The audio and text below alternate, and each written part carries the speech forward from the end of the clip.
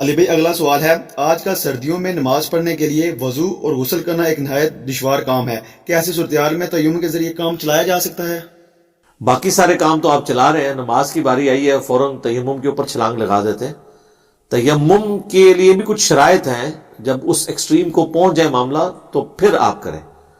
آپ کو اللہ نے کئی اور آسانیاں دی ہیں کسی بھی قدغن کے بغیر، کہ جس کو آپ سردیوں میں اویل کر کے آپ اس تکلیف سے بچ سکتے ہیں۔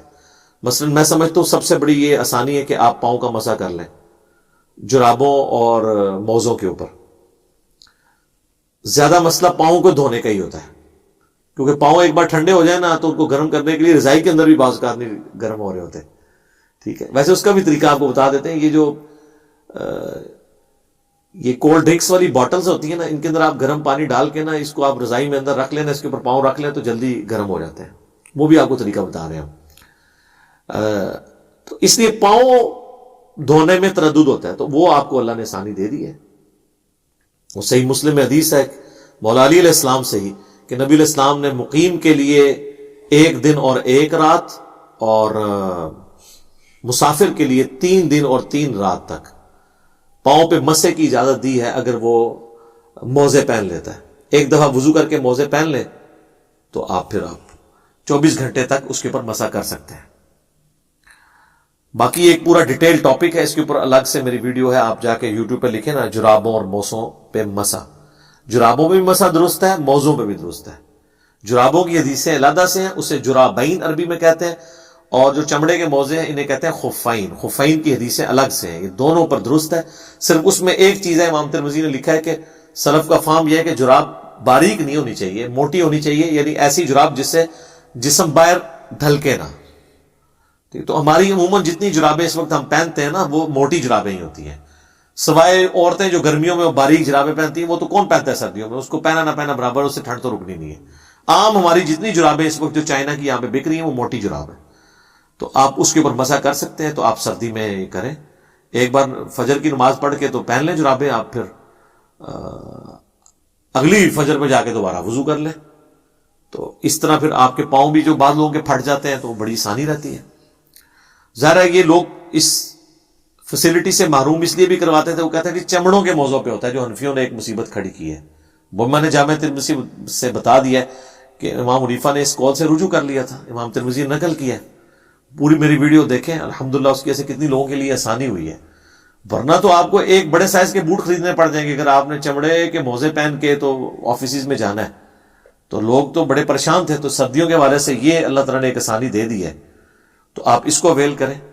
باقی چہرہ دھونے میں یا ہاتھ دھونے میں کتنا تردد ہے، اور آج کل تو ویسے ہی آلموسٹ گرم پانی اویلیبل ہوتا ہے۔ گرم پانی نہ بھی ہو، تازہ بھی جو کنویں کا پانی ہے وہ بھی نیم گرم ہی ہوتا ہے۔ یہ بہت ٹھنڈا پانی تو وہ پہاڑی علاقوں میں جا کے یا کوئٹہ کے اندر ہوگا جہاں پہ، وہاں پہ بھی انہوں نے اہتمام کیا ہوتا ہے، نیم گرم پانی اویلیبل ہی ہوتا ہے۔ لہٰذا تیمم پہ اس طرح چھلانگ نہیں لگائی جا سکتی آسانی کے نام کے اوپر۔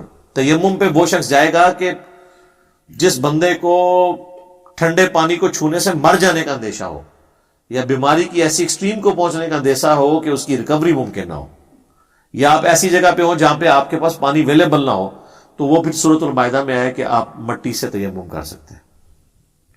سفر میں ہے تو آپ مٹی کا ایک ڈھیلا رکھ سکتے ہیں، گھر میں بھی آپ مٹی کا ایک ڈھیلا رکھ لیں۔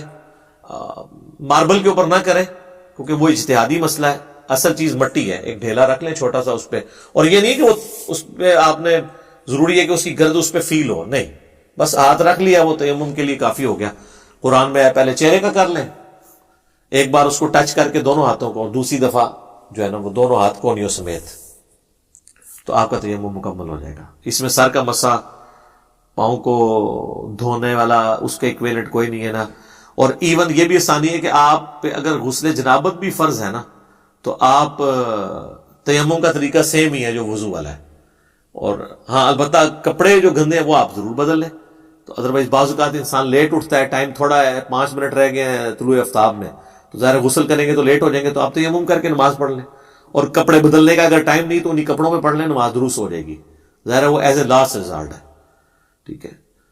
اس میں بہرحال اختلاف ہے، بعض لوگوں کے نزدیک منی ناپاک نہیں ہوتی ہے، لیکن دلائل کی روشنی میں ہمارا موقف تو یہی ہے جو امت کی اکثریت کا ہے کہ منی ناپاک ہے۔ امام شافعی کا یہ موقف غلط ہے۔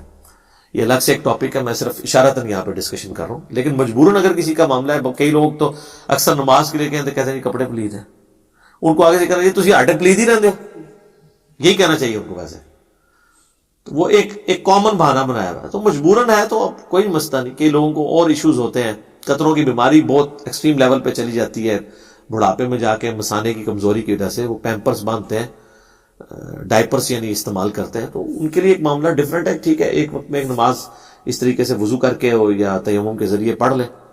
تو سردیوں میں آپ نے یہ والا معاملہ کرنا ہے کہ آپ نے فیسلٹی سردیوں والی وہ آپ اویل کریں کہ آپ تیمم کی صورت میں جب بیماری میں آپ کو اندیشہ ہے، ادروائز یہ جرابوں کا اور موزوں کا مسئلہ میں کہتا ہوں کمال چیز اللہ تعالیٰ نے رکھ دی ہے، آپ جو ہے نا وہ اس فیسلٹی کو اویل کریں تو آپ کو سردی فیل بھی نہیں ہوگی انشاءاللہ، کیونکہ زیادہ مسئلہ پاؤں کے ساتھ ہوتا ہے، باقی وضو کرنا آسان ہوتا ہے۔ تو تیمم پہ ڈائریکٹ چھلانگ نہیں مار سکتے، ایز اے لاسٹ ریزارٹ ہے جب کوئی اس طرح کی سچویشن ہو، خوف کی حالت ہو، بیماری بڑھ جانے کا خوف یا ٹائم نکل جانے کا خوف، جس طرح آخری وقت میں آپ اٹھیں، پھر یہ پانی نہ مل رہا ہو، پھر آپ تیمم کریں گے، ادروائز آپ کو وضو کر کے ہی نماز پڑھنی ہوگی۔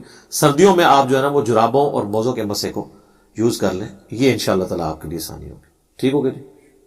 علی بھائی اگلا سوال ہے، سخت سردیوں یا گرمیوں میں گھر میں نماز پڑھنا اور نمازوں کو جمع کرنا کہاں تک درست ہے؟ دیکھیں جی، یہ اس شخص کے لیے ہے نا کہ جو پھر دودھ پتی پینے کے لیے اور فاسٹ فوڈ کے لیے گھر سے نہ نکلتا ہوں، باقی تو سارے کام جو ہے وہ باہر جا کے ہو رہے ہیں، جب نماز کی باری آئے تو یہ کہنا شروع کر دیں جی سردیوں میں نکل نہیں سکتا۔ انہی لوگوں کو آپ کہنا کہ صبح کے وقت اگر آپ سردیوں میں فلاں مسجد میں نماز پڑھیں گے تو گورنمنٹ کی طرف سے فی فجر 1,00,000 روپے آپ کو دیا جائے گا، تو دیکھیں ان کی سردی کیسے ختم ہوتی ہے۔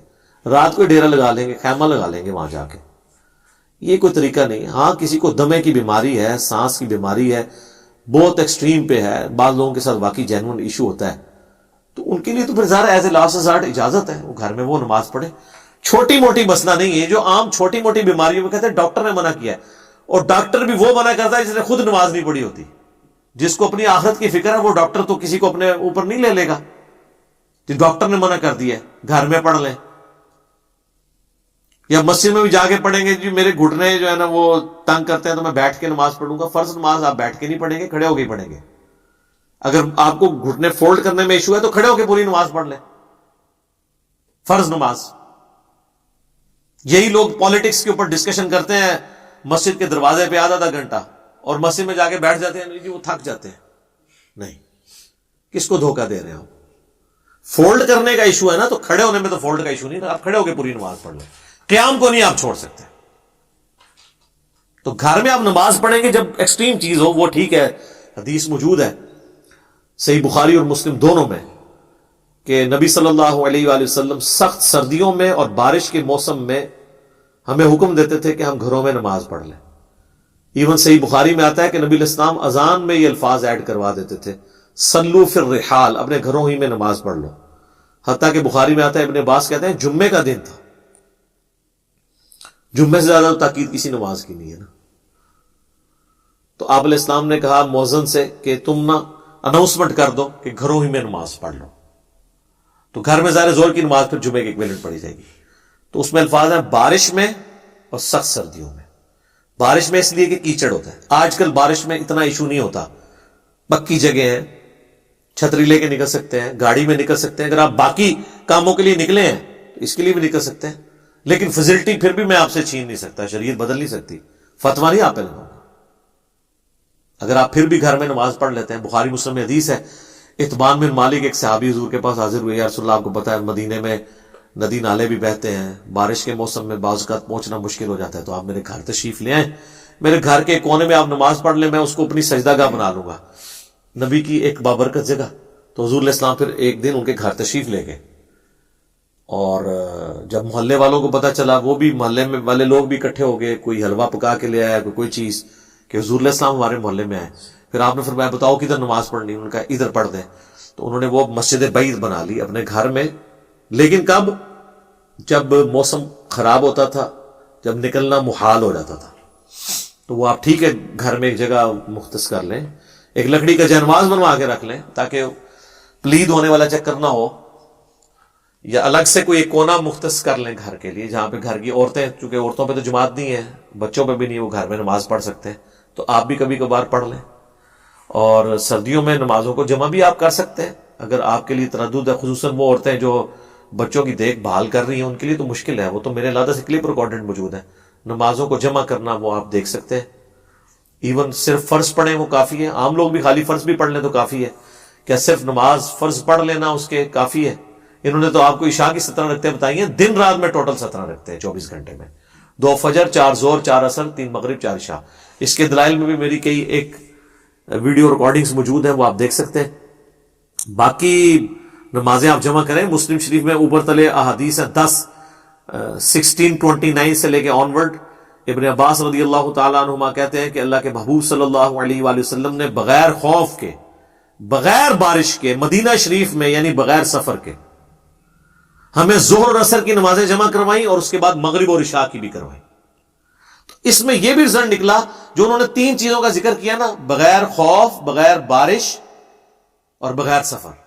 تو اس کا مطلب ہے کہ وہ یہ بتانا چاہ رہے تھے کہ سفر, خوف اور بارش ہوتی تو نمازیں جمع کرنا درست ہے, اس کے بغیر بھی آپ نے کر دی. اس پہ امام نبوی نے باب باندھا ہے کہ سفر و حضر میں نمازوں کو جمع کرنا. تو سفر میں جمع کرنا, بارش میں جمع کرنا, اور خوف کی حالت میں جب دشمن کا خوف ہو یا فجر کے وقت کتے کاٹ جانے کا خوف ہو, بعضوں کو یہ بھی ہوتا ہے, تو آپ نمازیں جمع کر سکتے ہیں. اس کے علاوہ بھی عام مقیم بھی جمع کر سکتا ہے. تو وہ تابعین نے پوچھا کہ اللہ کے نبی علیہ السلام نے یہ عمل کیوں کیا تھا؟ تو فرمایا تاکہ اس لیے کہ امت کے لیے اس معاملے میں آسانی ہو جائے اور کوئی تنگی باقی نہ رہے. تو آپ نے ظہر عصر کو جمع کیا اور اس کے بعد مغرب اور عشاء کو بھی کیا. تینوں طریقے سے سنت ہے. ظہر کے ساتھ عصر پڑھ لیں تب بھی سنت, ظہر اتنی ڈیلے کی کہ عصر کا وقت شروع ہو گیا اور پہلے ظہر پڑھی اور پھر عصر کے 4 فرض پڑھے, یہ بھی سنت, اور سینٹر میں پڑھی تب بھی سنت. جمع تقدیم, جمع تاخیر اور جمع سوری, ظہر آخری وقت میں, عصر اول وقت میں, یہ بھی سنت ہے. اور اس سنت پہ تو حنفی بھی قائل ہے.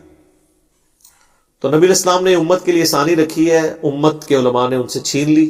اس پہ میری الگ سے ریکارڈنگز موجود ہیں ان کے سارے وسوسوں کے, جو انہوں نے اس کو کاؤنٹر کرنے کے لیے کمزور دلائل دیے تھے. ایک ایک چیز کا میں نے جواب دیا. آپ یوٹیوب پہ جا کے لکھیں نمازوں کو جمع کرنا حرام, آگے سوالیہ نشان, تو میری ویڈیو کھل جائے گی. تو اس میں میں نے بتایا. تو سردی کی حالت میں آپ اگر بہت ایکسٹریم بیماری میں ہیں, ایسی بیماری کے جو بڑھ جانے کا اندیشہ ہے یا آپ کو خوف ہے باہر دشمن کا, تو پھر آپ گھر میں نماز مرد پڑھ سکتا ہے. ادروائز آپ مسجد میں ہی آ کے نماز پڑھیں گے. اس طرح بالکل کلین چٹ نہیں دی جا سکتی, لیکن جہاں پہ آسانی ہے وہ ضرور ویل کریں. بوڑھوں کے لیے جس طرح بھی کرونا وائرس کا ایک ایشو آیا ہوا ہے, اور بوڑھے لوگوں کے لیے چونکہ ونریبل ہیں, وہ جلدی بیماری پکڑ سکتے ہیں, تو ٹھیک ہے گھروں میں پڑھ لیں, کوئی حرج نہیں ہے.